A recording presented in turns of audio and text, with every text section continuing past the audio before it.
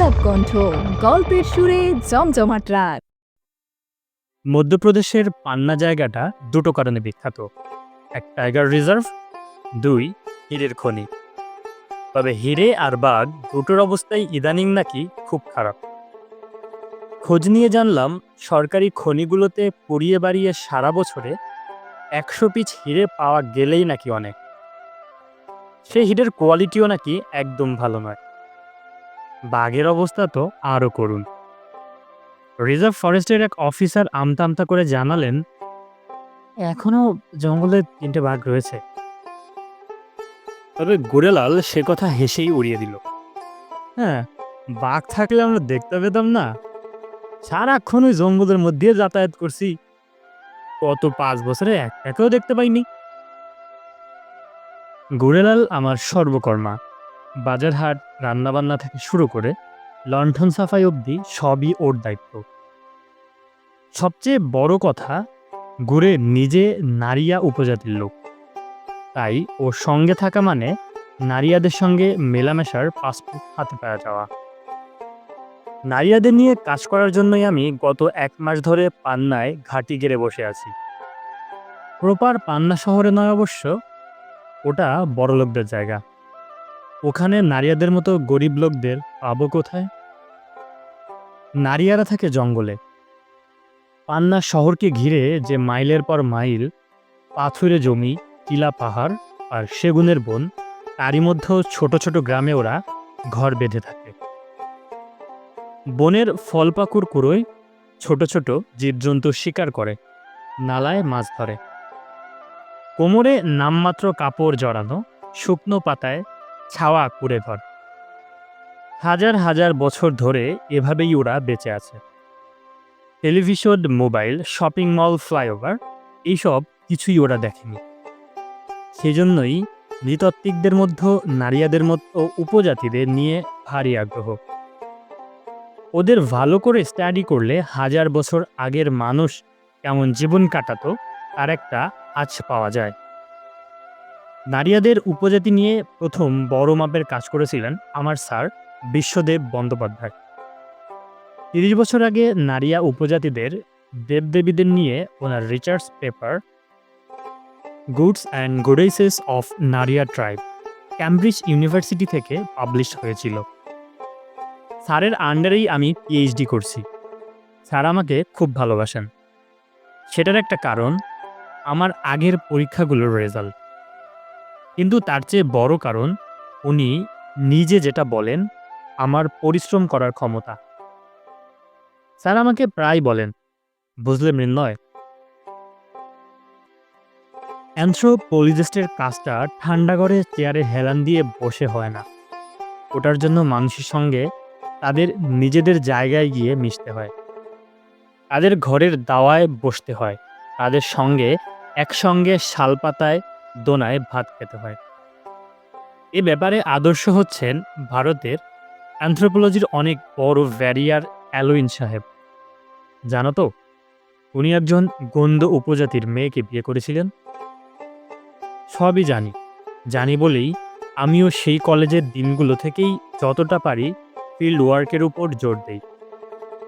সেটা যে শুধু নিজের ক্যারিয়ারের কথা ভেবে করি তা নয়, আমার সত্যি টেনশন আর লোভ ভরা শহুরে জীবনের চেয়ে অনেক বেশি ভালো লাগে আদিবাসীদের সহজ, সুন্দর, নির্লোভ জীবনযাত্রা। আলো ঝলমলের শপিং মলে ঘুরতে ঘুরতে হঠাৎই আমার চোখের সামনে থেকে সারি সারি দোকানপাট সব মুছে যায়। কানে ভেসে আসে মাদলের দ্রিমির দ্রিমির তাল। মনে হয় জ্যোৎস্নায় ভেসে যাচ্ছে কোনো এক মালভূমি। বুনো শিউলির গন্ধে বাতাস ভারী হয়ে আছে, আর আমার সামনেই আগুন ঘিরে নাচ শুরু করেছে আমার আদিবাসী বন্ধুরা। মনে হয় এক্ষুনি ছুটে চলে যাই ওরকম একটা জায়গায়। আমার এই পাগলামির কথা জানতেন বলেই 1 মাস আগে স্যার আমার হাতে তুলে দিলেন তার একটা অসমাপ্ত রিসার্চ পেপার। ফাইলটা হাতে নিয়ে প্রথম পাতার উপরে শিরোনামটা দেখেই চমকে উঠেছিলাম। Is there any mummy of a Naria king? কোনো নারিয়া রাজার শরীর কি মমি করে রাখা আছে? মমি জিনিসটা যে মিশরের একচেটিয়া নয় সেটা জানতাম, জাপানে আর সাউথ আমেরিকায় মৃতদেহ মমি করে রাখার চল ছিল। আমাদের দেশেও অনেক জায়গায় মমি করা শরীর পাওয়া গেছে। হিমাচল প্রদেশের কাজায়, অসমের মাইলাঙে, অরুচল প্রদেশে। তবে দেশে দেশে মমি করার পদ্ধতি তফাৎ রয়েছে। সেজন্যই মমির কথা পড়ে অবাক হইনি। অবাক হয়েছিলাম সেই মমিটাকে স্যার কোথায় খুঁজে পাওয়ার আশা করছেন সেটা দেখে। মধ্যপ্রদেশের কোনো উপজাতির মধ্যে মৃতদেহ মমি করে রাখার কথা তো এতদিন অবধি জানা যায়নি। ফাইলটা আমার হাতে তুলে দিয়ে স্যার বলেছিলেন, মৃন্ময়, এই কাজটা আমি শেষ করে উঠতে পারলাম না। আমার বয়স হয়ে গেছে, শরীর আর ফিল্ড ওয়ার্কে ধকল নিতে পারে না। তুমি এটা নিয়ে এগো। সত্যি যদি নারিয়া রাজার মমি খুঁজে বার করতে পারো, তাহলে তোমার পিএইচডির থিসিসও ক্যামব্রিজ থেকে পাবলিশ হবে। বিখ্যাত হওয়ার লোভ আমার ছিল না, কিন্তু অ্যানথ্রোপোলজির অন্ধি-সন্ধি জানার প্রবল ইচ্ছা তো ছিলই। তাই যাকে বলে দুরুরুরু বক্ষে স্যারের সামনে বসেই পাতাগুলো উলটপালট করছিলাম। স্যার আমার মুখের অবস্থা দেখে হাসতে হাসতে বললেন, তারা কিসের মৃন্ময়, ৩০০ পাতার ফিল্ড রিপোর্ট তুমি তো একেবারে পড়ে শেষ করতে পারবে না। বাড়ি নিয়ে যাও, বাড়ি গিয়ে ঠান্ডা মাথায় লেখাটা দেখো, তারপর আমার কাছে এসো। তাই করলাম। পরের দিনে খুঁটিয়ে পড়লাম স্যারের রিপোর্ট। যা বুঝলাম, এই মমি নিয়ে ভাবনার বীজটা স্যারের মাথায় ঢুকেছিল ৩০ বছর আগের সেই দিনগুলোতে, যখন তিনি ছিলেন যুবক। দিনের পর দিন নারিয়াদের গ্রাম থেকে গ্রাম ঘুরেছেন, শিখে নিচ্ছেন ওদের ভাষা, ওদের ভদ্রতা। নারিয়াদের সঙ্গে মিশে যাচ্ছেন, তাদের নিজেদের লোকের মতো সেই সব দিনের অভিজ্ঞতার কথা ডায়েরির মতো করে লিখে রেখেছিলেন তিনি এই রিপোর্টের প্রথম অংশ। তখনও গ্রামগুলোর অবস্থা আজকের মতোই খারাপ ছিল। ২০-৩০ কিলোমিটার তফাতে এক একটা গ্রাম, দুটো গ্রামের মধ্যে যাতায়াত ভীষণ কঠিন, কারণ তাদের মাঝখানে গভীর জঙ্গল আর রাস্তাঘাটের বালাই তো নেই। এসব জায়গায় কোনোদিনও ছিল না। এক একটা গ্রাম যেন এক একটা বিচ্ছিন্ন দ্বীপ। সেজন্যই এক এক অঞ্চলের নারিয়াদের এক একজন উপাস্য দেবতা। এক গ্রামের লোক যে উপকথার গল্প বলে, অন্য গ্রামের গল্প থেকে তা সামান্য হলেও আলাদা হয়ে যায়। রান্নার উপকরণ, কাপড় পরবার ধরন, বিয়ে চুড়ো, শ্রাদ্ধ শান্তির প্রথাতেও একটু না একটু তফাৎ থেকে যায়। তফাৎ ছিল না শুধু তা বিশ্বাসে। সারা বিন্ধ্য পর্বতে যেখানে যত নারিয়া ছিল তারা বিশ্বাস করত তাদের শেষ রাজা আবার ফিরে আসবে। কে সেই রাজা? রাজা কিলারায় নারিয়া। ঠিক ৪০০ বছর আগে তিনি ঘাতকের হাতে প্রাণ দেন। প্রফেসর বিশ্বদেব বন্দ্যোপাধ্যায় তার অসমাপ্ত রিসার্চ পেপারে লিখেছেন, রাজামশাইয়ের কোনো এক সভাসদী তাকে খুন করেছিল। নারিয়াদের কোনো লিখিত ইতিহাস নেই। ওরা যে পুরাণ কথা বলে, যে গান গায়, সেসবের মধ্য থেকে স্যার ওদের যে ইতিহাস তৈরি করেছিলেন সেটা এরকম। রাজা কিলারায়ের বাবা রাজা মহীসুখের আমলে নারিয়াদের ইতিহাসের সবচেয়ে সুসময়টা এসেছিল। নারিয়াদের মধ্যে কোনো কোনো পরিবার নাকি ছিল দারুণ ওস্তাদ। ৫০০ বছর আগেও তারা ঘরোয়া উপায়ে মাটির ফার্নেস, হোমাইটার পাথর থেকে লোহা বার করার গুপ্তবিদ্যা জানত। শুধু তাই নয়, তারা গলানো লোহার সঙ্গে নানান জিনিস মিশিয়ে তার থেকে ইস্পাত তৈরি করতে পারত। এমনকি সেই ইস্পাতের তৈরি অস্ত্র-শস্ত্রের ধার বরাবরের জন্য কেমন করে টেম্পারিং করতে হয় সেই টেকনিকও তাদের অজানা ছিল না। রাজা মহীসুখ কয়েকটি পরিবারের হাতে থেকে সেই গুপ্তবিদ্যা কেড়ে নিয়ে সমস্ত নারিয়ার মধ্যেও ছড়িয়ে দিয়েছিলেন। প্রতিটি নারিয়া হয়ে উঠেছিল অস্ত্র তৈরিতে সিদ্ধহস্ত। সেসব অস্ত্র ছিল যেমন হালকা, তেমনই ছিল তাদের ব্যালেন্স আর তেমনই ধার। নারিয়া সোর্ড দিয়ে গলায় কোপ দিলে নাকি একটা মুন্ডু অনেকক্ষণ অবধি গলার উপরে বসে থাকত। যার মাথাটি কাটা গেল সে নিজেও বুঝতে পারত না কি সর্বনাশটা ঘটে গেল। ফলে আজ থেকে ৪০০ বছর আগে মধ্যপ্রদেশ থেকে উত্তর ভারত অবধি সমস্ত রাজ্যের সৈন্যবাহিনীতে নারিয়াদের তৈরি তলোয়ার, পল্লম, তীরের ফলার বিরাট চাহিদা তৈরি হয়েছিল। এই প্রথম একজন রাজা রাজা মহীশূর নারীয়াদের জন্য বাইরের জগতের জানালা খুলে দিয়েছিল। নারীয়ারা জঙ্গলের ফুল গাছে তসর গটির চাষ করতে শিখেছিল। সেই তসরের চাহিদাও ক্রমশ বাড়ছিল। রাজা মহীশূরের আরো অনেক পরিকল্পনা ছিল, কিন্তু সেগুলো কাজে লাগানোর সময় পেলেন না। একদিন শিকার করতে গিয়ে তিনি বাঘের আক্রমণে প্রাণ হারালেন। নারীয়াদের মাথায় আকাশ ভেঙে পড়ল। রাজা মহীশূরকে তারা দেবতার মতো দেখতেন। সেই দুঃসময়ে সামনে এগিয়ে এলেন রাজবৈদ্য জগন নারিয়া। নারিয়া উপকথা জগন নারিয়া সম্বন্ধে নানান গল্পে ভর্তি। এখনও নারিয়াদের গ্রামের দাদু ঠাকুরমা ছোট ছোট নাতি নাতনিদের ঘুম পাড়াবার সময় সুর করে রাজা মহীশূর আর রাজবৈদ্য জগন নারিয়ার গল্প বলে। জগন নারিয়া নাকি ভেষজ চিকিৎসায় ছিলেন ধনতন্তরী। বিরাট এই বিদ্য অরণ্যের প্রতিটি গাছ, প্রতিটি ঘাস আর লতা ছিল তার নখদর্পণে। কোন গাছের কি গুণ, কোন অসুখে ব্যবহার, সব তিনি জানতেন। তাছাড়া তিনি ছিলেন জাদুকর। জগন নারিয়া নাকি মরা মানুষকেও বাঁচিয়ে তুলতে পারতেন। এই জায়গাটায় দেখলাম স্যার বোল্ড লেটার লিখে রেখেছেন। কেন সেটা একটু বাদে বুঝেছিলাম। রাজা মহীশূর মারা যাওয়ার পর ওই জগন নারিয়া মহীশূরের একমাত্র সন্তান ইলারায়কে সিংহাসনে বসিয়ে রাজ্য চালাবার একটা চেষ্টা করেছিলেন। ইলারায় তখন নাবালক, কিন্তু সেই সব পরিবার যাদের হাত থেকে অস্ত্র তৈরির গুপ্তবিদ্যা কেড়ে নিয়ে আজ মহীশূর সবার মধ্যে ছড়িয়ে দিয়েছিলেন, তারা এবার প্রতিশোধ দিল।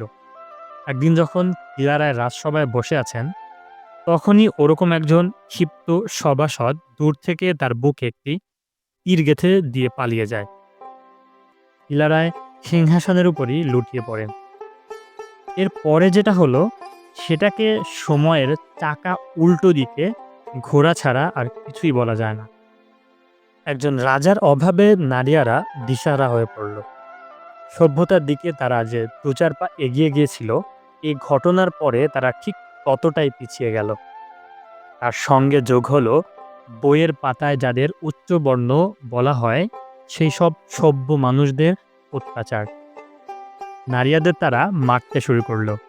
তারা নারীদের হাতে যত উর্বর জমি ছিল সব কেড়ে নিল। ইংরেজরা আসার পর নারীদের জঙ্গলে ঢোকার অধিকারটুকু হারালো। কোনোরকমে ধুঁকতে ধুঁকতে বেঁচেছিল তারা। বেঁচেছিল শুধু একটা বিশ্বাস বুকে নিয়ে, রাজা কিলারায় আবার মৃত্যুর দেশ থেকে ফিরে আসবেন। তিনি ফিরে এলেই আবার নারীরা তাকে সামনে রেখে যুদ্ধযাত্রা করবে, জিতে নিবে তাদের যত হারানো জমি, নতুন করে শিখে নিবে ইস্পাত আর তসর বানাবার কলা কৌশল। আবার তাদের সুখের দিন ফিরে আসবে। রাজবৈদ্য জগন নারিয়া তাদের মনের মধ্যে এই বিশ্বাস ঢুকিয়ে দিয়ে গিয়েছিলেন।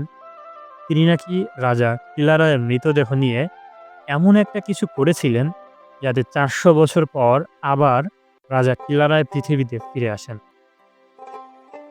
ঠিক 3 দিন বাদে আবার সেই ফাইল নিয়ে স্যারের স্টাডি রুমে ঢুকলাম। স্যার জিজ্ঞাসা করলেন, পড়ছো? হ্যাঁ স্যার।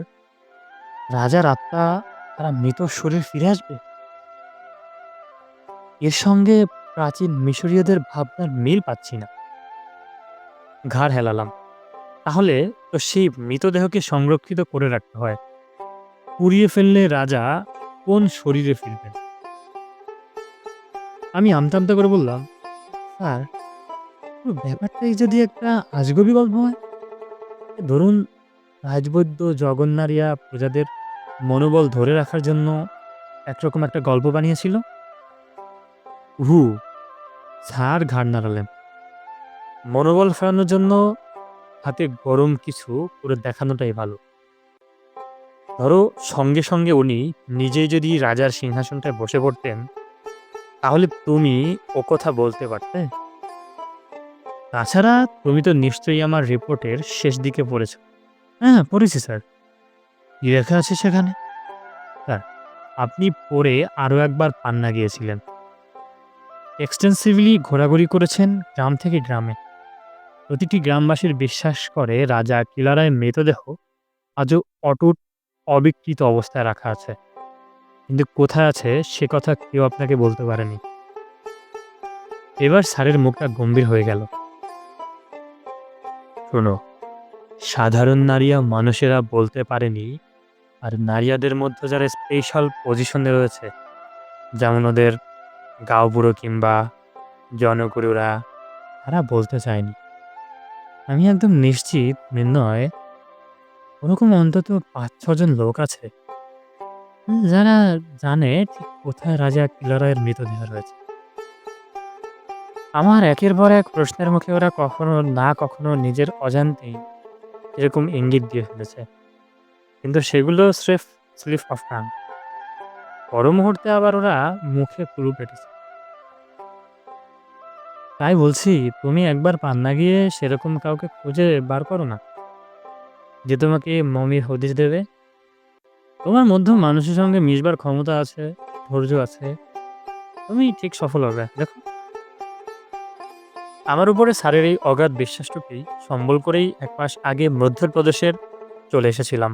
পান্না থেকে ১৫ কিলোমিটার দূরে দেওপাটনি বলে একটা গ্রাম, একটা ঘর ভাড়া নিয়েছিলাম। দেওপাটনি জায়গাটার সৌন্দর্য ভাষায় প্রকাশ করা যায় না। সারা বৃদ্ধ রেঞ্জ জুড়ে ছড়িয়ে ছিটিয়ে থাকা অজস্র টিলার মধ্যে একটা টিলার মাথায় এই দেওপাটনি গ্রাম। গ্রামে যে কোনো জায়গায় দাঁড়ালে চোখে পড়ে চারিদিকে শুধু জমাট ঢেউয়ের মতো সবুজ পাহাড়। যে সবুজে কত রকম শেড, কোথাও সেগুনের ঘন সবুজ, কোথাও বাঁশের কচি সবুজ, কোথাও কুসুম গাছের কচি পাতার লাল মেশানো সবুজ, আবার কোথাও গামার পাতার রূপলি সবুজ। শুধু কি সবুজ! আমি যখন দেওপাটি এলাম তখন মার্চের শেষ। চতুর্দিকে পলাশ আর শিমুল ফুটেছে। বনের মাথায় এখানে ওখানে তাই টকটকে লাল আবিরের ছোপ। কিন্তু এসব সৌন্দর্য বাইরের, ভেতরে ভেতরে নারিয়াদের রংচটা দুঃখের জীবন একইভাবে বয়ে চলেছিল। ওদের কাছাকাছি থেকে দেখলাম ভোর থেকে রাত অবধি প্রচণ্ড পরিশ্রম করে কিভাবে ওরা দুমুঠো ভাতের জোগাড় করে, কখনো সেটুকুও জোটে না। তখন ওরা পিঁপড়ের ডিম, কাঠবিড়ালি, ইঁদুর, বাদুড় যা পায় তাই খায়। দেওপাটনির মানুষের তেষ্টার জলটুকু অবধি আনতে হয় ৪-৮ মাইল হেঁটে, প্রায় শুকিয়ে যাওয়া একটা নালা থেকে। রোগভোগ তাই লেগেই আছে। আমি ওখানে থাকতে থাকতেই আইডিয়ার একটা বাচ্চা মারা গেল। তবু নারিয়ারা হার মানেনি। ওরা একটা স্বপ্নকে বুকে নিয়ে দাঁতে দাঁত চেপে লড়াই চালিয়ে যায়। দেওপাটিনে মোবাইলের টাওয়ার নেই বললেই চলে। তাই এখানে পৌঁছানোর ৭ দিন পর একদিন পান্নায় গিয়ে স্যারকে ফোন করলাম। নারিয়াদের স্বপ্ন এতটুকু ঢাল খায়নি স্যার। আপনি যেরকম দেখে গিয়েছিলেন ঠিক সেরকমই আছে। শুনবেন নয়, ওরা কি এখনো বিশ্বাস করে রাজা কিলারা ফিরে আসবে? হ্যাঁ স্যার, আপনার যে অভিজ্ঞতা হয়েছিল আমারও ঠিক সেরকমই অভিজ্ঞতা হচ্ছে। কোথায় কোথায় ওরা রাজা কিলারের শরীর যত্ন করে কোথায় রাখা আছে, ওদের গানের মধ্যে বলা হচ্ছে। রাজা কিলারের শরীরে সৎকার করতে পারেনি জগন নারিয়া। তিনি রাজার মৃতদেহ নিয়ে ঢুকে পড়েছিলেন একটা বন্ধ ঘরের মধ্যে। ৩ দিন নানা ধরনের ওষুধি, লতাপাতা, ধুনো কর্পূর আর গন্ধকের গন্ধে ভরপুর হয়েছিল রাজপ্রাসাদের চারিদিকের বাতাস। ৩ দিন বাদে সে গন্ধ আর বন্ধ ঘর থেকে বেরিয়ে এসে সবচেয়ে বিশ্বস্ত ৫ জন গাঁওবুড়োর হাতে জগন সেই দেহ তুলে দেন। বলেন এই দেহ আবার প্রাণ ফিরিয়ে আসবে ৪০০ বছর পরে। শুনবেন নয়, প্রাণ ফিরে আসার কথা ছাড়ো, ওটা অন্ধবিশ্বাস। যে মৃতদেহটা কোথায় রয়েছে বলেই মনে হচ্ছে। এই জন্য আমি মমির কথা ভাবছিলাম। আরেকটা কথা বলি, আমি যেটুকু ক্রস রেফারেন্স পেয়েছিলাম তাতে মনে হয়েছিল রাজা কিলারাকে খুন করা হয়েছে ১৬১৫ কি ১৬ সালে। তার মানে ৪০০ বছর কেটে গেলে প্রায় নয়। আমার চিন্তা হচ্ছে এরপর যদি নারিয়া দেখে যে রাজার শরীরে, মানে এই মমির মধ্যে প্রাণ ফিরল না, তাহলে ওরা এই মমিটারই সংস্কার করবে। এটা দারুণ আর্কিওলজিক্যাল এভিডেন্স স্রেফ পুড়ে ছাই হয়ে যাবে কাজেই। তুমি একটু তাড়াতাড়ি ওটাকে খুঁজে বার করার চেষ্টা করো। স্যার, আমি আপ্রাণ চেষ্টা করছি। অল দ্য বেস্ট, মৃন্ময়। এই কথা বলেই স্যার ফোন নামিয়ে রাখলেন। আমিও দেওপাটিনিতে ফিরে এলাম। কিন্তু গ্রাম থাকতে আমি যে দেওপাটিনিতে এসে বাসা বেঁধেছিলাম, এটা এমনি এমনি নয়। এই দেওপাটনি ছিল নারিয়া রাজাদের রাজধানী। এখানেই কিলারায়ের মৃত্যু হয়েছিল। এটা স্যারের কাছ থেকে জেনেছিলাম।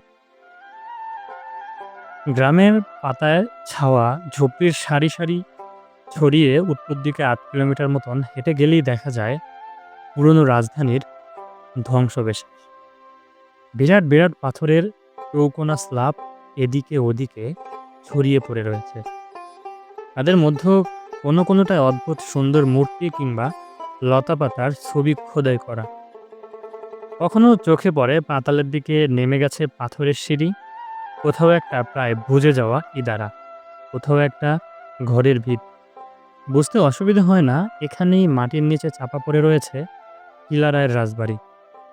সবচেয়ে ইন্টারেস্টিং ব্যাপার হচ্ছে, উনুন বানাতে কিংবা ঘরের দেওয়াল তৈরি করতে পাথরের দরকার পড়লে দেওপাটনির গ্রামের লোকেরা কষ্ট করে ১০ মাইল দূরে পাহাড় থেকে পাথর নিয়ে আসবে।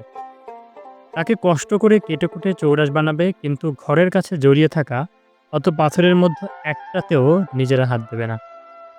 বাইরের কাউকে তো হাত দিতেই দেবে না। তোমরা এরকম করো কেন?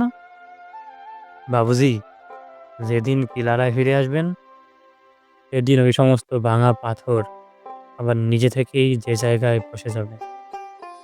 মাটির উপর মাথা তুলে দাঁড়াবে ৪০০ বছর আগের সেই ৩ মহলা। আলো জ্বলবে, লোকলস্কর হাতি ঘোড়া সব নিজের থেকেই আবার উদয় হবে। তাহলে বলুন, একটা পাথর যদি এখান থেকে সরিয়ে নেই, তাহলে সেই একটা পাথরে যদি কম পড়বে না? সব শুনে আমার মনে হয়েছিল কিলারায়ের মমি এখানে থাকার সম্ভাবনাই সবচেয়ে বেশি। গল্পের আড়ালে জগন্নারিয়া তার অনুগত গাঁওবুড়োরা আসলে দেওপাটনিকে সুরক্ষিত করে রেখে গেছেন, যেখান থেকে বাচ্চারা ভয়ের চোটে পেয়ারা পাড়তে অবধি যায় না। সেখানে মমির খোঁজে কে চালাবে? খোঁজাখুঁজির ব্যাপারে আমার সবচেয়ে বড় সহায় ছিল গোরেলাল। আমি দেওপাটনিতে পা দিয়ে রাজা কিলারায়ের ব্যাপারে এক দুটো কথা বলা মাত্রই ভিড় ঠেলে গোরেলাল এগিয়ে এসেছিল। গোরেলাল কিছুদিন পান্নার ফরেস্ট বাংলোয় সুইপারের চাকরি করছিল। এই হিন্দিটা ভালোই জান। ওকে পেয়ে আমি হাতে যেন চাপ পেলাম। যেদিনই গোরেলাল আমার থাকবার ঘর জোগাড় করে দিল, আমার রান্নাবান্নার দায়িত্ব নিয়ে নিল, এক কথায় গত ১ মাস ধরে গোরেলাল আমাকে চালাচ্ছে। ওর বয়স মনে হয় ৩০-৩৫ হবে। কালো পাথরে খোদাই করা শক্তপোক্ত চেহারা। এভারেজ নারিয়াদের থেকে অনেকটাই বেট। কালো মুখে ঝকঝকে সাদা দাঁতের শাড়ি। ওকে না হেসে কখনো থাকতে দেখেছি বলে মনে পড়ছে না। আমার জন্য যে ঘরটা জোগাড় করে দিয়েছিল, তার উল্টো দিকে আরেকটা কুঁড়ে ঘরে গুড়েলাল পরিবার নিয়ে থাকত। গুড়েলালের পরিচ্ছন্ন পাতার কুঁড়ে ঘর ঘিরে বাঁশের বেড়া। আমি ঘরে বসেই দেখতে পেতাম নিকোনো উঠোনে সারাক্ষণ গুড়ের বউ মতিয়া এটা ওটা কাজ করে যাচ্ছে। গুড়ের একটা ছোট ছেলে আছে, সেটা দাওয়ায় কাঁথার উপর শুয়ে ঘুমায়। মতিয়া যখন বাইরের কাজ যায়, তখন বাচ্চাটাকে ছেড়ে কাপড় দিয়ে পিঠে বেঁধে নিয়ে যায়। খুব শান্ত বাচ্চা, কখনো কাঁদতে শুনিনি। গোরেলালকে নিয়ে আমার দিনের মধ্যে দুবার আমি ঘুরতে বেরোই। একবার খুব ভোরে, ফিরে আসি ১০টা নাগাদ, কারণ তারপরে রোদ্দুরের তেজ আর লুয়ের দাপটে বাইরে থাকা যায় না। আবার বেরোই সূর্য ডোবার পর সন্ধে ৬টা নাগাদ, ফিরি কখনো রাত ৯টায়, কখনো ১০টায়। গোরেলাল দুটো সাইকেল জোগাড় করেছে, ওই সাইকেলে চেপে এ গ্রাম থেকে সে গ্রাম ঘুরে বেড়াই। প্রথম প্রথম গ্রামবাসীদের সঙ্গে কথা বলতে গোরেলাল আমার দোভাষীর কাজ করে। তবে নারিয়ারা যে বন্দেলীয় ভাষা কথা বলে, তার সঙ্গে হিন্দির বেশ মিল আছে।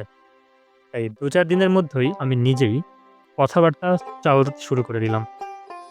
আমার প্ল্যান ছিল সোজা সাপটা যেখান থেকে যতটা পারি নারিয়াদের পুরাণ কথা আর লোকগান জোগাড় করে যাচ্ছিলাম। মনে আশা ছিল ওইসব গান আর গল্পের মধ্য থেকেই একদিন না একদিন ঠিক পেয়ে যাব ইলারায়ের মমির ঠিকানা। যেমন ধাঁধার মধ্যে লুকিয়ে থাকে গুপ্তধনের হদিশ। আমি যে ঠিক কিসের খোঁজে এসেছি সেটা গুরেলাল ছাড়া আর কেউ জানত না। জানতে পারলে নারিয়ারা নিশ্চয়ই আমাকে এখানে কাজ করতে দিত না। কিন্তু গুরেলালের ব্যাপারটা আলাদা। ও আমাকে খুব ভালোবাসতো এবং বিশ্বাসও করত। আমি ওকে কথা দিয়েছিলাম সত্যি যদি রাজার মমি খুঁজে পাই তাহলে তো কোথায় আছে কাউকে জানাবো না। শুধু কটা ছবি তুলে নিয়ে ফিরে যাব। গুরেলাল তাতে রাজি হয়েছিল। ও যে শুধু আমার সঙ্গে সঙ্গে খোঁজাখুঁজি চালাতো তাই নয়, নিজের মতন করেও একে তাকে জিজ্ঞাসা করত। মাঝে মাঝেই আফসোস করে বলতো, বাবুজি, তোমার আর আমার একই অবস্থা। বুঝতে পারছি কয়েকজন লোক জায়গাটা জানে, কিন্তু তারা যে ঠিক কারা সেটাই ধরতে পারছি না। এর মধ্যে একদিন গুড়েলাল ভারী উত্তেজিত হয়ে ভর দুপুরবেলায় আমার ঘরের দরজায় কড়া নাড়ল। আমি দরজা খুলে বললাম, কি ব্যাপার গুড়েলাল? হাউজি, একটা জায়গার হদিশ পেয়েছি। আমার এক বুড়ি ঠাকুমা আছে, তার কাছে গিয়েছিলাম। সে আমাকে কথায় কথায় বলতো তার ছোটবেলায় নাকি বরাকুলা বলে একটা গুহার সামনে রাজা কিলারের নামে পুজো দিতে যেত। ভালো তো একবার ঘুরে আসি বারাকুলা সেই গুহায়। সেদিন ঠাটা রোদ্দুরের মধ্যেই আমি আর গুড়েলাল সাইকেল নিয়ে বেরিয়ে পড়লাম। একটা ব্যাগের মধ্যে আমার ক্যাম্পিংয়ের জিনিসপত্র থাকে, সেটাকেও সঙ্গে নিয়ে নিলাম। কপাল ভালো ছিল, একটু পরেই মেঘ করে এলো। না হলে বোধহয় লুয়ের দাপটে সেদিন রাস্তার মধ্যেই অজ্ঞান হয়ে যেত। পাহাড়ের পাকদণ্ডী রাস্তার দূরত্ব হিসাব ঠিক বোঝা যায় না, তবু মনে হয় সেদিন ৮-৯ কিলোমিটার সাইকেলিং করার পরে আমরা একটা গুহার মুখে পৌঁছেছিলাম। দুদিকে পাথরের গায়ে পুরনো সিঁদুরের দাগ কাটা দেখে বুঝতে পারছিলাম এককালে সত্যি এখানে পুজো হতো। কিন্তু এখন জঙ্গলের গুহার মুখটা ঢাকা পড়ে গেছে। গোরেলাল চটপট করে কোমর থেকে দাটা খুলে নিয়ে সেই ঝোপ জঙ্গল কেটে আমাদের ঢোকার বন্দোবস্ত করলো। আমি হ্যাভারস্যাক থেকে বড় টর্চ, নাইলনের দড়ি, জলের বোতল এইসব বার করে সঙ্গে নিয়ে নিলাম। কারণ অভিজ্ঞতা থেকে জানতাম পাহাড়ের মধ্যে এইসব গুহার গোলক ধাঁধায় রাস্তা হারানোর খুব সাধারণ ব্যাপার। গুহায় ঢুকে মিনিট তিনেক হাঁটার পরেই বাইরের আলো মুছে গেল। আমি টর্চ জ্বালালাম আর টর্চের আলোয় দেওয়ালটা পড়া মাত্র আমার বুকটা কেঁপে উঠল। মিশর যাইনি কখনো, কিন্তু অজস্র ছাপা বইয়ে আর ইবুকে দেখেছি পিরামিডের ভিতরে এই গুহার দেওয়াল জুড়েও সেরকম অজস্র রঙিন ছবির ভিড়। এখানেও ছবি কথা বলছে, বলছে রাজা মহীশুকের নানান কীর্তির কথা, তার বাঘের কবলে মৃত্যুর কথা, বলছে ইলারের জন্ম ও তার অপমৃত্যুর কথা। পেছল পাথরের ওপর দিয়ে আমি আর গোরেলাল এক পা করে এগোচ্ছি, আর দেখছি সিনেমার মতো ফ্রেমের পর ফ্রেম রাজা মহীশুক আর রাজা কিলারের জন্ম থেকে মৃত্যু সবটাই ধরা দিয়েছে। তারপর একটা ছবির সামনে এসে আমার পা দুটো যেন পাথর হয়ে গেল। ছবিটা দেখা যাচ্ছে মেঝের উপর শোয়ানো রয়েছে একটা মৃতদেহ, আর তার পাশে হাঁটু গেড়ে বসে আছেন এক বৃদ্ধ। বৃদ্ধের ডান হাতে যা ধরা আছে তার সঙ্গে আজকের সার্জনের ছুরির বিশেষ তফাৎ নেই। একদিকে স্তূপ করে রাখা আছে সবুজ লতা পাতা, অনেকগুলো ধনুচির থেকে ধোঁয়া উঠছে, আর হাওয়ায় যে মূর্তিগুলো ভেসে বেড়াচ্ছে তা নিশ্চয়ই নারিয়াদের দেবদেবী। দেব দেবতাদের আশীর্বাদ মাথায় নিয়ে রাজবৈদ্য জগন্নারিয়া কিলারায় শরীর মমি করেছেন। আমার আনন্দে ডিগবাজি খেতে ইচ্ছে করছিল। মনে হচ্ছিল তখনই স্যারকে ফোন দিয়ে বলি, স্যার, আপনার থিওরির পক্ষে অকাট্য প্রমাণ খুঁজে পেয়েছি। মমিফিকেশনের ছবির সামনে আমি দাঁড়িয়ে আছি স্যার, কিন্তু আগেই বলেছি এই পাহাড়ে মোবাইলের টাওয়ার পাওয়া যায় না। গোরেলাদের অবস্থাও দেখলাম আমারই মতন। হয়তো আমার থেকেও ওর রক্তের স্রোত বেশি জোরে দৌড়াচ্ছিল, কারণ ও যে একজন নিজেই নারিয়া। জন্ম থেকে ও শুনে এসেছে ওদের দিন বদলের জাদুকর রাজা কিলারায়ের কথা। আর এই মুহূর্তে ও দাঁড়িয়ে রয়েছে সেই রাজার সমাধিতে। আরও কিছুটা এগোনোর পরে সুড়ঙ্গটা হঠাৎ চওড়া হয়ে গেল। এই জায়গাটা অনেকটা বড়সড় হলঘরের মতো। এখানেই সুড়ঙ্গটা শেষ, ওদিকে আর যাওয়ার জায়গা নেই। এইখানেই কি তাহলে রাজার মমি রয়েছে? টর্চের আলো যেদিকেই ফেলছি সেদিকেই নানান আকারের মাটির বড় বড় জালা, কলসি, গামলা এইসব রাখা আছে। রয়েছে কাঠের খাট, জলচৌকি এবং ওইরকম আরও কিছু আসবাব। জিনিসগুলো অনেক পুরনো, ভেঙে চুরে নষ্ট হয়ে গেছে। পিরামিডের গুপ্তধনের সঙ্গে এসবের কোনো তুলনা চলে না। ফারাওদের ঐশ্বর্য নারিয়াদের রাজা পাবেন কোথায়? তবু ওগুলো দেখেই আমার আশা দ্বিগুণ হয়ে উঠল। মনে হলো নারিয়ারাও তার মানে ইজিপশিয়ানদের মতনই বিশ্বাস করত মমির পাশে তারা প্রয়োজনীয় জিনিসপত্র রেখে দেওয়া দরকার, যাতে মৃত্যুর দেশ থেকে ফিরে এসেও রাজার কোনো অসুবিধা না হয়। জিনিসগুলো কম দামি হতে পারে, কিন্তু পেছনের স্পিরিটটা এক। কিন্তু মমি কোথায়? ওই তো, ওই তো দেওয়ালের কোনায় নামানো রয়েছে পাথরের তৈরি কফিনের মতন একটা বাক্স। গোরেলাদের হাতে টর্চটা ধরিয়ে দিয়ে আমি দৌড়ে গেলাম বাক্সটার কাছে। গায়ের সমস্ত জোর এক করে উল্টে দিলাম বাক্সর ধাক্কাটা, আর তারপরেই এক রাশ হতাশা আমাকে ঘিরে ধরল। আমি মেঝের উপরেই বসে পড়লাম। কফিনটা একদম খালি। ভেতরে একগাদা পুরনো রেশমের কাপড় ছাড়া আর কিছুই নেই। তারপর আমি একটার পর একটা কলসি আর জালার ভেতরে আলো ফেলতে শুরু করলাম। কিচ্ছু নেই। ওগুলোর ভেতরেও কিছুই নেই, সব খালি। আর একটাই মানে হয় রাজা কিলারায়ের মমি ঘর লুট হয়েছে। কিন্তু কারা এই কাজ করলো? আমি মুখে কোনো কথা বলিনি, কিন্তু গোরেলালের মুখ থেকে ঠিক সেই সময়ের উত্তরটা ভেসে এলো। রাগে গড়গড় করতে করতে বলল, "তুই কিলারায়ের শত্রুদের কাজ। তাদের বংশধরেরা আজও নাকি কিলারায়কে এইরকম ঘৃণা করে। তারাই কেউ নিশ্চয়ই রাজার শরীর নষ্ট করে ফেলেছে, লুট করে নিয়ে গেছে মমিঘরের সমস্ত সম্পদ।" তাই হবে। কি এই কাজ করেছে তাতে আমার আর কিছু আসে যায় না। আসল কথা এটাই যে প্রফেসর বিশ্বদেব বন্দ্যোপাধ্যায়ের স্বপ্ন সত্যি হলো না। খুঁজে পাওয়া গেল না রাজা কিলারায়ের মমি। কিছুক্ষণ বাদে উঠে দাঁড়ালাম। একটা কাজই বাকি ছিল। ব্যাগ থেকে ক্যামেরাটা বের করে প্রতিটি আসবাবপত্র, দেওয়ালের প্রত্যেকটা ছবি আর সেই কফিনের মতন সাবাগারের যতটা পারি নিখুঁত স্প্যাম নিলাম। হয়তো এগুলো থেকেই স্যার কিছু একটা দাঁড় করাতে পারবেন। পরদিন ভোরবেলাতেই রওনা হয়ে গেলাম পান্নার দিকে। পান্না অব্দি যেতে হলো না, শহরে ঢোকার কয়েক কিলোমিটার আগে একটা জায়গায় পৌঁছে পকেট থেকে মোবাইল বার করে দেখলাম বেশ পরিষ্কার টাওয়ারে ধরা যাচ্ছে। আমি স্যারকে কানেক্ট করলাম, ওদিক থেকে ভেসে এলো সেই গম্ভীর গলা, "বলো মৃন্ময়।" আমি গতকালের সমস্ত ঘটনাটা খুলে বললাম। আমি কথা শেষ না করা অবধি স্যার একটাও কথা বলল না। তারপর প্রথম কথাটাই যেটা বললেন, সেটা শুনে আমি অবাক। উনি বললেন, "তুমি ঠকে গেছো মৃন্ময়। ইনফ্যাক্ট ৩০ বছর আগে আমাকে ওরা একইভাবে ঠকাবার চেষ্টা করেছিল।"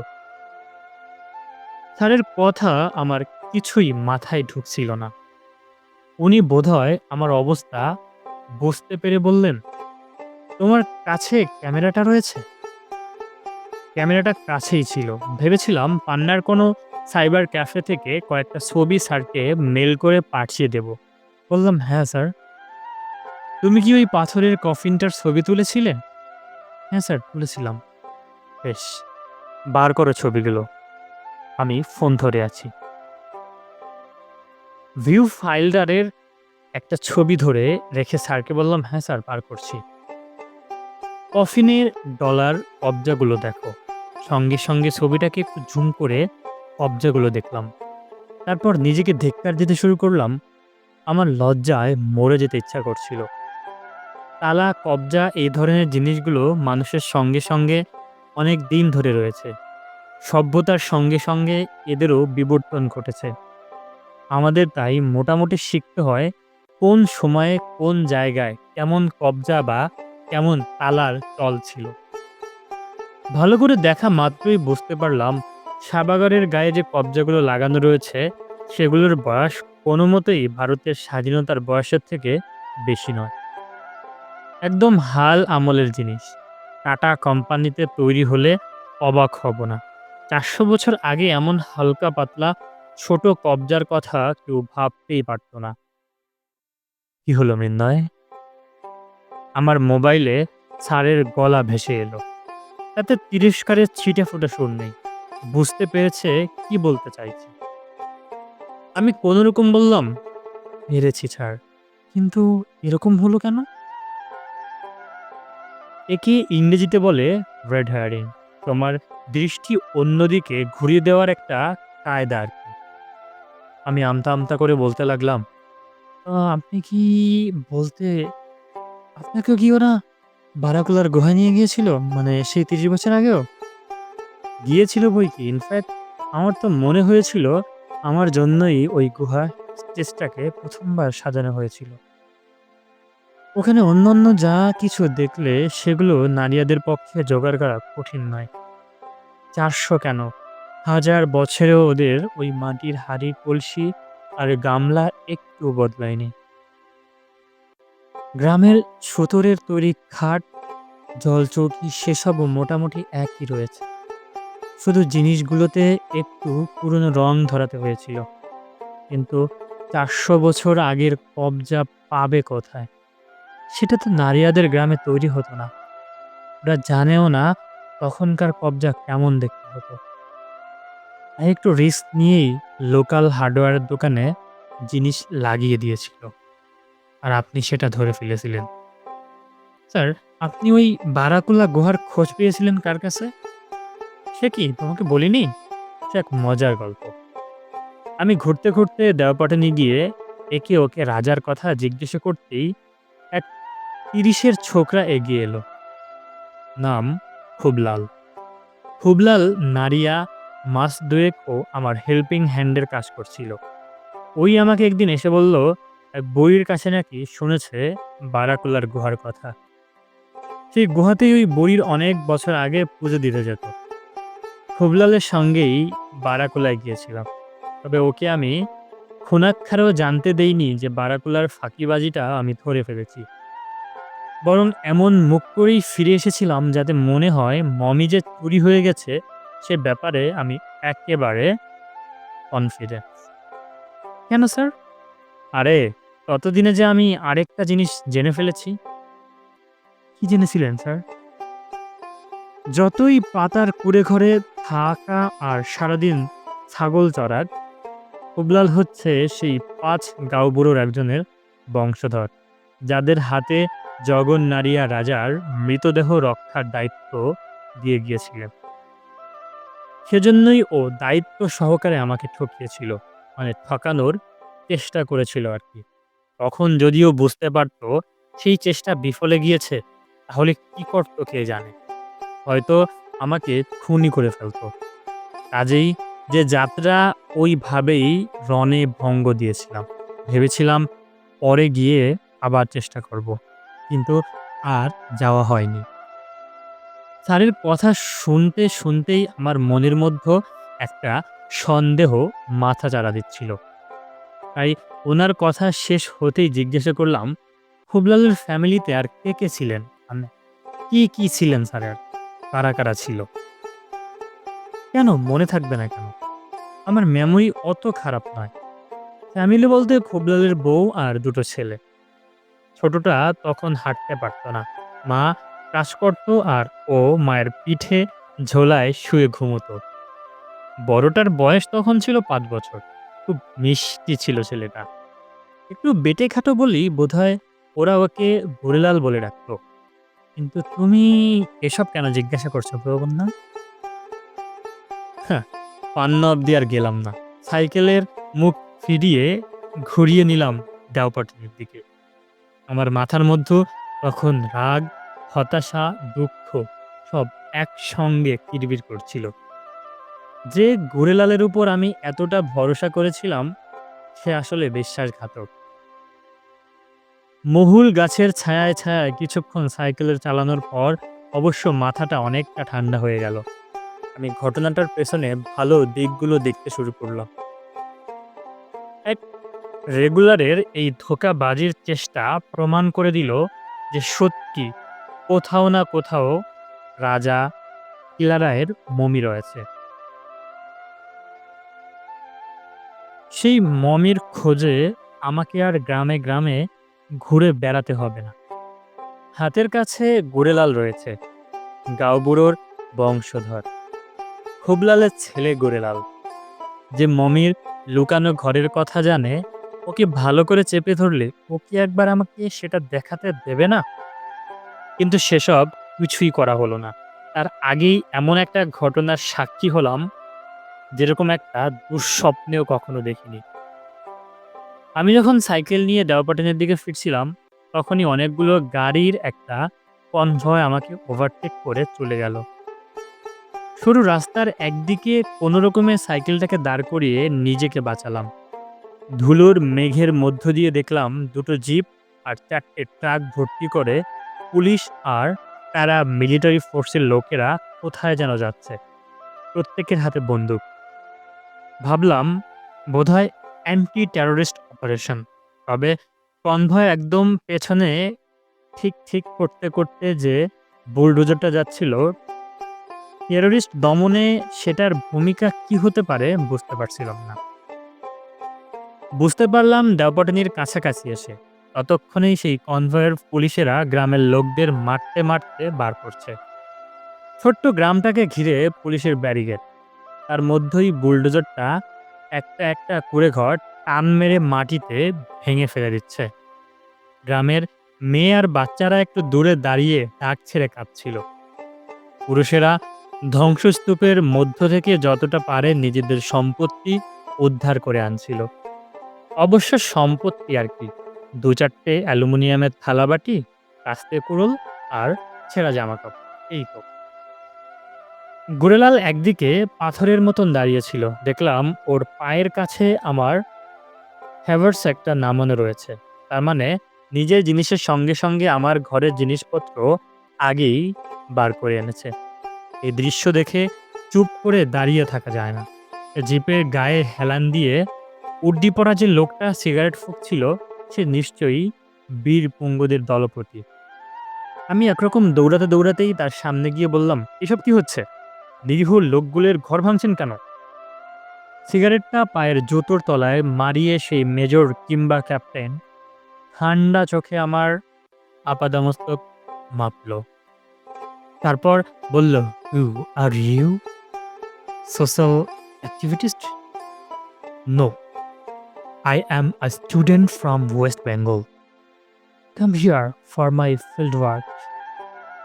কিন্তু আমার প্রশ্নটার জবাব দিন, এরা কি অপরাধ করেছে? লোকটা তাচ্ছিল্যের সঙ্গে উত্তর দিল, এখানে এই পাহাড়ের নিচে বক্সাইটের খনি আছে। একটা মাল্টিন্যাশনাল কোম্পানি পাহাড়টা কিনে নিয়েছে।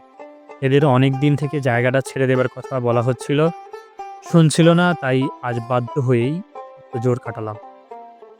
এরপরে লোকটার সঙ্গে অনেক তর্ক করলাম, অনেকভাবে হিউম্যান রাইটস দোহাই দিলাম। বোঝাবার চেষ্টা করলাম যে এইভাবে আদিবাসীদের নিজেদের জমি থেকে উৎখাত করাটা বেআইনি।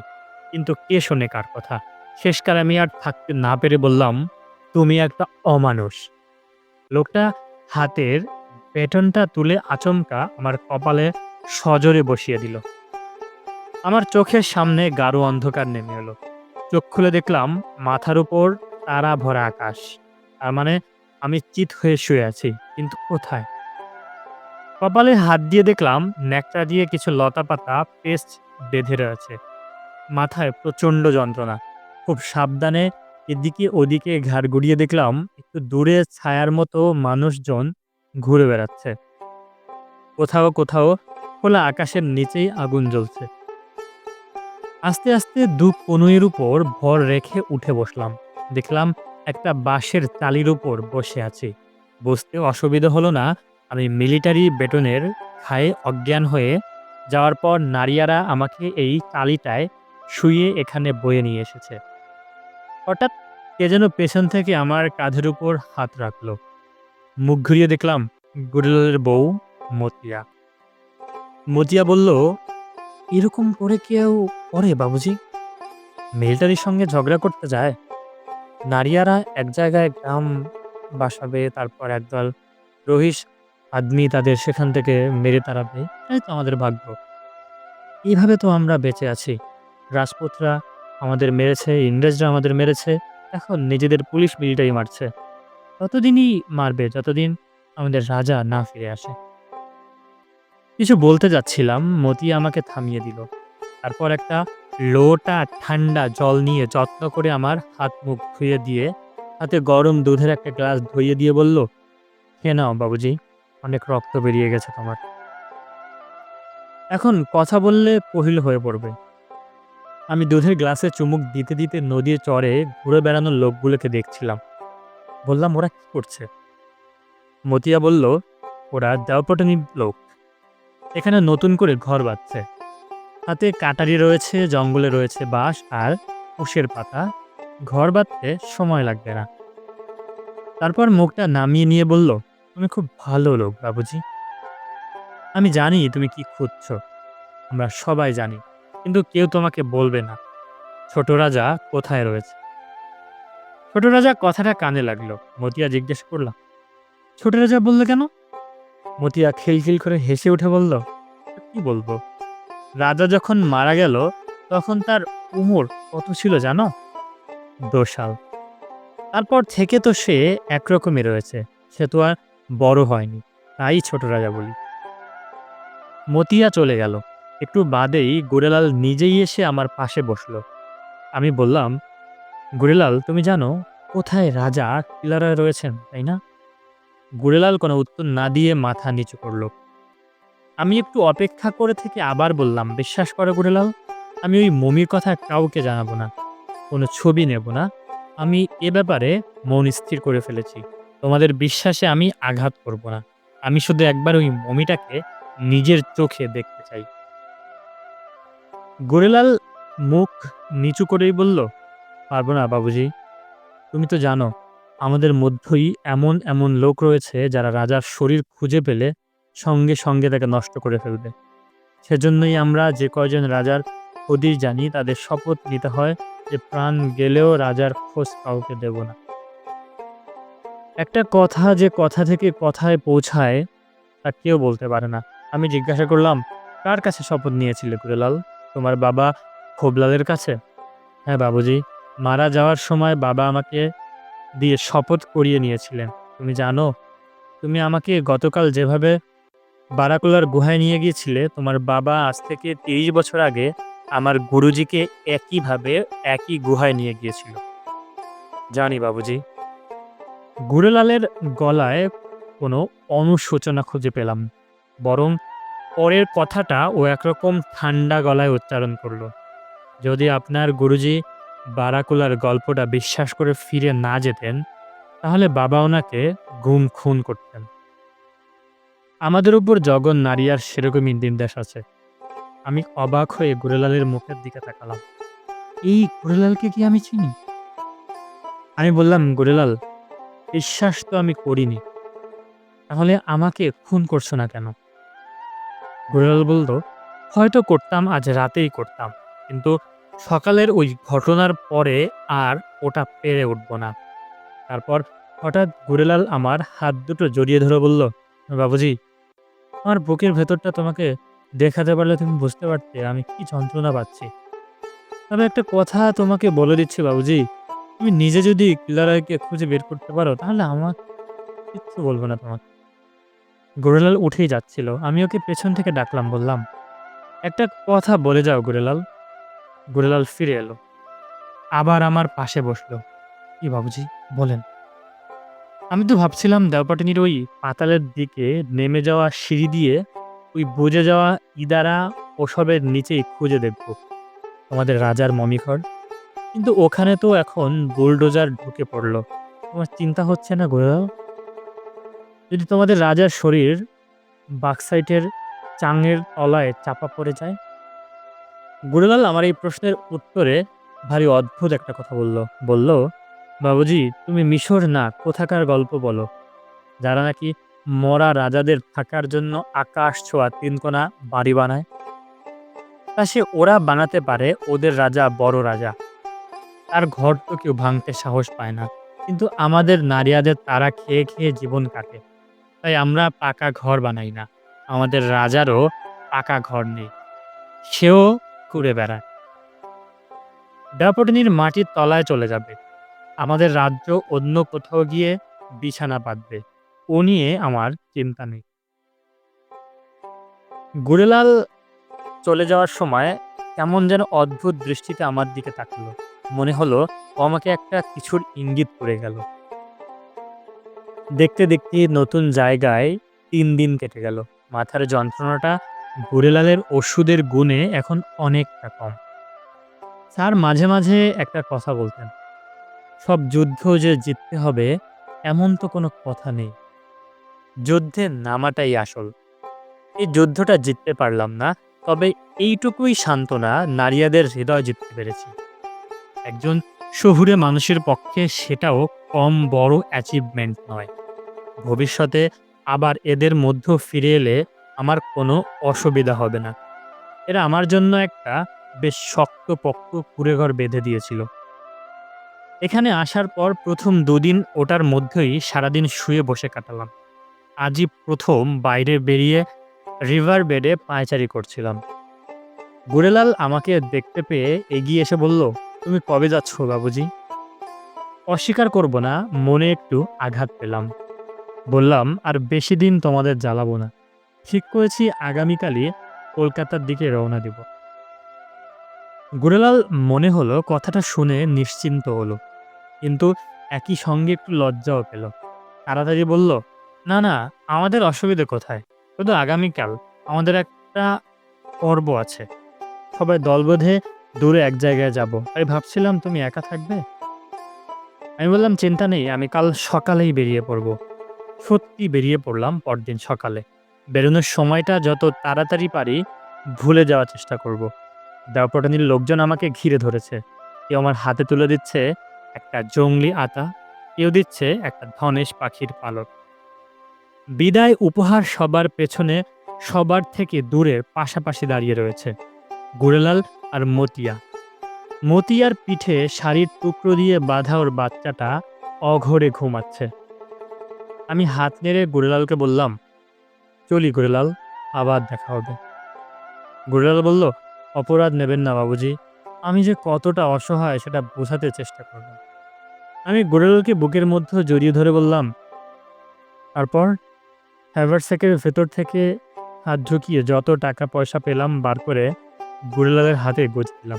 ও অবাক হয়ে বলল, "কি করছেন বাবুজি? আমি কি টাকার জন্য আপনার সেবা করেছি? তোমাকে দেইনি তো, তোমার বাচ্চাকে দিলাম। চলি গুড়েলাল।" গুড়েলাল বলল, "আসুন, ধনিক মারকে বলছি, ও আপনাকে সাইকেলের পেছনে বসিয়ে নিয়ে যাবে পান্না অব্দি, পৌঁছিয়ে দিয়ে আসবে।" ধনীকরামকে চিনতাম। ১৭-১৮ বছর বয়সে বেশ স্বাস্থ্যবান একটা ছেলে। ১৫ কিলোমিটার রাস্তা আমাকে আর আমার চেয়েও ভারী হ্যাভারস্যাকটাকে সাইকেলে ক্যারি করে নিয়ে যাওয়ার পক্ষে ওর চেয়ে উপযুক্ত আর কেউ হতে পারে না। তবে ও একটু বেশি কথা বলে। মনে হয় খুব সরল।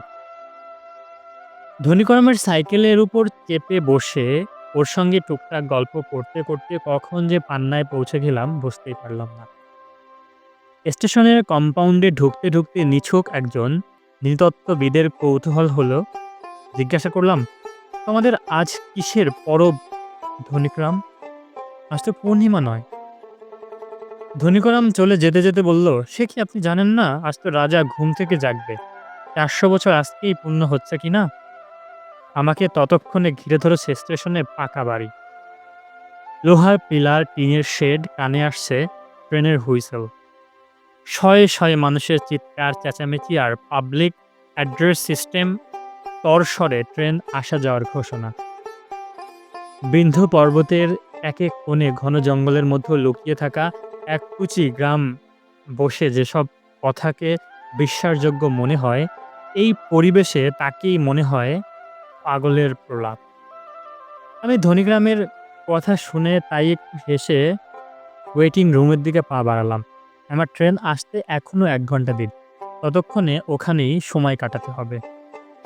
বসে থাকতে থাকতে মন চলে গেল আবার গত 1 মাসে নানান ঘটনা আর নানান কথার দিকে। স্মৃতির কি আশ্চর্য খেলা জানি না। অত কিছুর মধ্য থেকে সে কেবল দুটো কথাকে হঠাৎ পাশাপাশি বসিয়ে আমার কানে বাজিয়ে দিল। একটা কথা স্যার বলেছিলেন ফোনে, আমার মেমোরি অত খারাপ নয়। ফ্যামিলি বলতে খুবলালের বউ আর দুটো ছেলে। ছোটটা তখনও হাঁটতে পারত না, মা কাজ করত আর ও মায়ের পিঠের ঝোলায় শুয়ে ঘুমোতো। বড়টা বয়স তখন ছিল 5 বছর, খুব মিষ্টি ছিল ছেলেটা। একটু বেঁটে খাটো বলেই বোধহয় ওরা ওকে গুড়েলাল বলে ডাকত। আরেকটা কথা মাত্র 4 দিন আগে গুড়েলাল আমাকে বলেছিল। আমার তখনও মনে হয়েছিল কথাটার মধ্যে একটা অন্য মানে আছে। কথাটা হলো, আমাদের নারিয়াদের তারা খেয়ে খেয়ে জীবন কাটে, তাই আমরা পাকা ঘর বানাই না। আমাদের রাজারও পাকা ঘর নেই, সেও ঘুরে বেড়ায়। দেওপাটনি মাটির তলায় চলে যাবে, আমাদের রাজ্য অন্য কোথাও গিয়ে বিছানা পাতবে। ও নিয়ে আমার চিন্তা নেই। আমি একজন হিপনোটাইজড মানুষের মতো ওয়েটিং রুমের চেয়ারে ছেড়ে উঠে দাঁড়ালাম। একটা ঘরের মধ্যে হাঁটতে শুরু করলাম, স্টেশন ছেড়ে বাইরের দিকে। একবার যেন অস্পষ্ট শুনলাম হাওড়ায় যাবার ট্রেনের অ্যানাউন্সমেন্ট।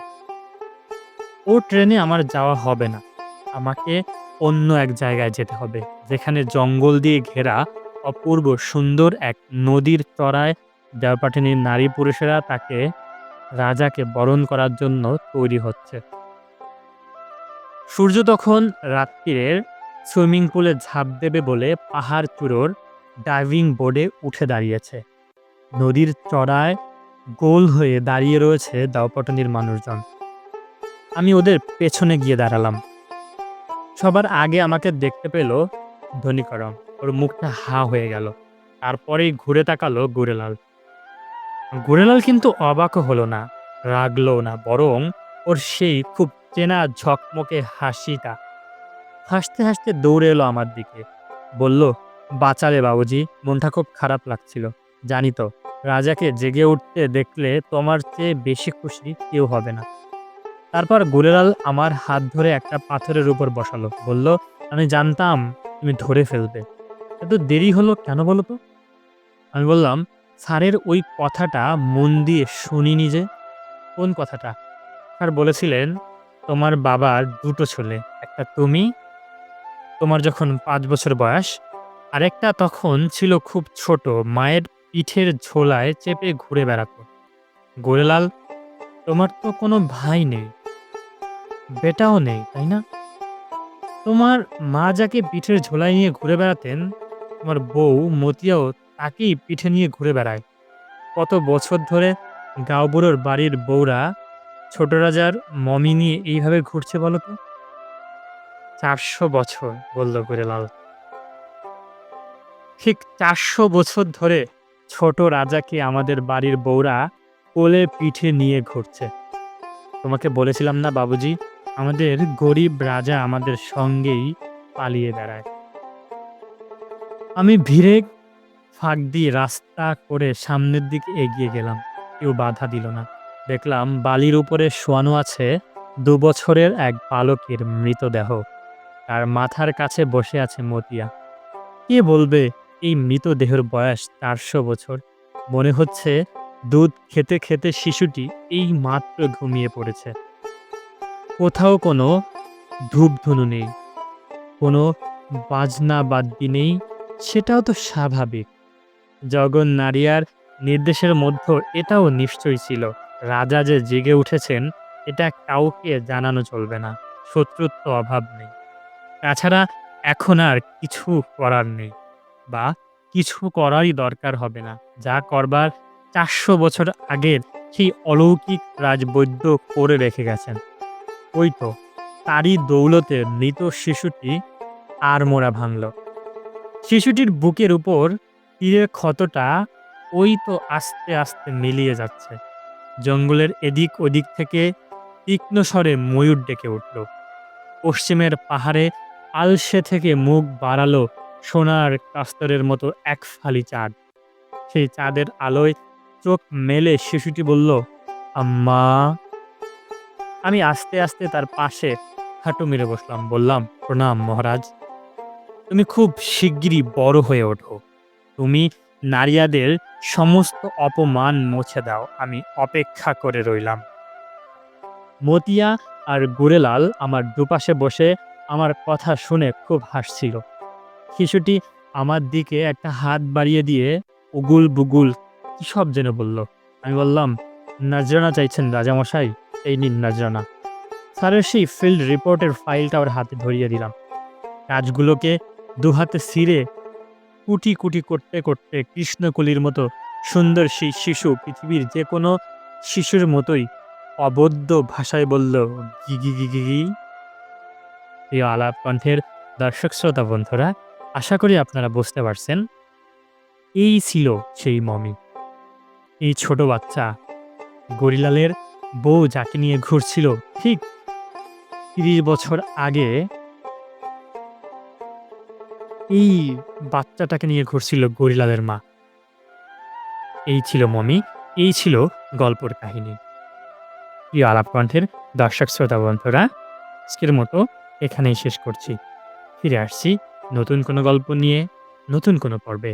সে পর্যন্ত সুস্থ থাকুন, নিরাপদে থাকুন, আলাপ কণ্ঠের সঙ্গেই থাকুন। ধন্যবাদ।